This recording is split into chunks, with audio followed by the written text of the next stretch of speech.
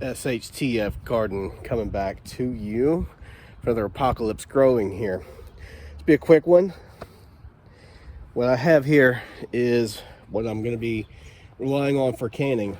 And of course, I'm growing regular heirloom tomatoes, and those will end up, if there's any ripe ones when I go to can, all ripe ones when I go to can will be included in the canning. But this year I'm mixing it up a little bit. Normally I just grow the indeterminates. I like the flavors, they're good. Never really even liked tomatoes until I started growing those. But for canning purposes, for this situation, I figured I'd mix it up. So I got here, and you may have seen the earlier videos when I planted these. This is the Haas Tools Red Snapper. So these are probably the most expensive seeds I bought in my garden this year. Coming in at, counting shipping, $10 for a pack of 10 seeds. Although a few more seeds came with it. The seeds were about $5. Shipping was about $5. The only thing I bought from them was this plant. So I'd watched Lazy Dog Farm, Travis, grow these. They seem to do really well for him, produce tons of tomatoes. So these are determinates. They're a hybrid. They're supposed to get 4 or 5 feet tall. My understanding, I've never grown them before. And bush out with tons of tomatoes, drop them all at once, and then be done for the season. And that's kind of what I'm looking for. For one, it'll give me a chance to reclaim this bed for either another round of canning tomatoes or for something else, instead of leaving it for indeterminates like I normally do all year round. So I'm going to go ahead and put these in. I have these really old tomato stakes. These are really old. I've had these for years. I'm going to go ahead and try and do a weave with these and some regular twine. Sun's right in the way. I'm doing this in the evening, so I'm trying to see if I can change the angle so it's a little bit better for filming. All right, so that's the plan. These are gonna be my canners. So indeterminates should flush out all at once, drop all their fruit all at one time, give me a ton of it, and I can do all my canning, get it wrapped up for the year. I only have 9 of these plants, unfortunately, so we'll see what I get from that in my little backyard garden. So we're gonna go ahead and see how this works. Now when I'm planting these on indeterminates, you would break off these little stems, these little not stems, you'd break off these little codling leaves, and you'd plant, maybe even cut this off and plant way up here, because all this would root out. And that may be true of these as well, but my understanding of determinates is you just plant them about the level that the soil is already. You're not going to be pruning these single stems like you do the others. You're just going to let them bush out. Now this is going to be way packed in to put 8 plants, which is my goal here, and I'll have 1 extra that I'll put somewhere else. But I'm going to pack them in, and they're going to get all tangled in each other, but that's okay, because I'll try and offset them a little bit and stagger them like that, so that I can try and get them more space. So this plant is going to have here, I'm going to put the next one there, and then I'll put the next one over here, and I'll put the next one over there, and so on until I have 8 in here. So that's the plan. I'll come back whenever I got them all in there. We go to do the weave. All right, so I ended up messing up while I was recording myself doing the Florida weave. So let's go over it. Basically, I have my old rotten posts here. They're still holding in there. And I got the string, and so you tie 1 string on, and then you go down the line and you just do every other one. So it goes on the outside of this one, then the inside of this one, then the outside of that one, and the inside, and so on. You tie it off. Then you do a 2nd string and you do the opposite.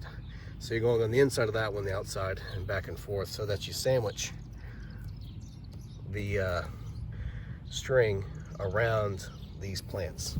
My string is not perfectly straight, but it won't much matter, because once I get a few more inches, I'll put a 2nd line of string and a 3rd line of string, and all the way up every so often, every foot or so, and so they have support. So I'm going to go ahead and do the other side. All right, so I'm tying this on. Then I'm going to go around. It's a little difficult to fence here. I can go around this side, then go opposite to that side. I'm going to go on this side because I have a short area. I'll be able to reach it by going back over here. So I'm going to go back around this side and around this side. When I get to this end, I'll just pull this. That's super tight enough. I want to be able to make sure that they don't fall over. And then I'll do this the opposite. So now I've got my string here. Just going to tie it around this post.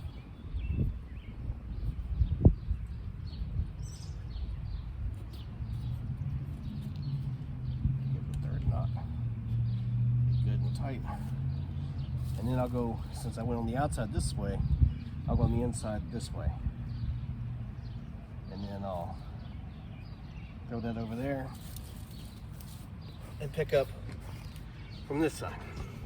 Since I'm doing this on a small scale with the bed, if I was doing a larger scale and didn't have this fence in the way, you know, technique would vary a little bit, but this works just as well. So I'm gonna go underneath there, come across, I'm gonna weave it around this way. So it's on the opposite side of that one. Come around to this side. So it's the opposite side of that one. Give me a little extra string to tie off, snip it, then I can pull this that way, just so it stands this one up a little bit better. And I'll tie it off right there. And that's it. We'll let these grow a few inches, and then I can come back and give them a little bit more weave and see how that does for them. And if this doesn't work for some reason, because this string breaks or whatever, I only have a handful of plants, I can go back and restring them, or I can drop, you know, more posts in here. But I think this will work to be able to hold them up. It just pinches in between there. So now, you know, they're being supported. They're not moving too much. So, and that's it. So, gonna get these canning tomatoes going, and that's it. Have a good day.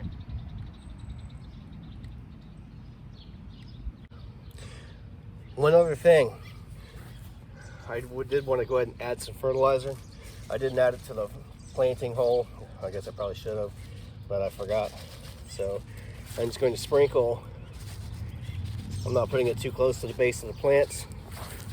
Tomatoes have a lot of side lateral roots that will come out and pick up what's out there. And so I'm just sprinkling some 12-12-12 in the bed as a top dress.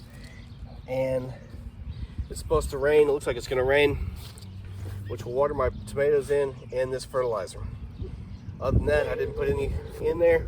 And if you watch my potato planting, I did not put any in there. These beds are pretty fertile, so I didn't want to overdo it.